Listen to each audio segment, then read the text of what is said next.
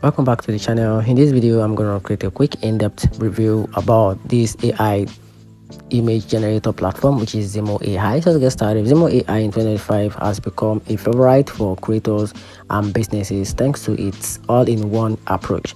It lets you generate image from text prompt, edit with background removal and magic eraser, and even create on model product photos for e-commerce. The platform supports multiple styles, realistic animes, and illustrative, while keeping the interface simple and beginner friendly.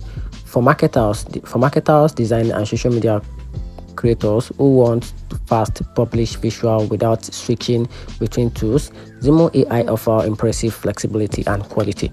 However, ZMO AI isn't perfect. It relies on monthly subscription with no one limit credit option.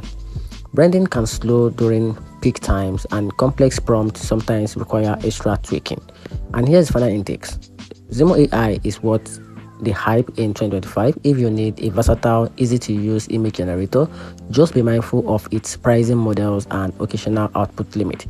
And that's it. Hope you find the review a little bit helpful. If you did, turn on the notification button and subscribe for more. Thanks.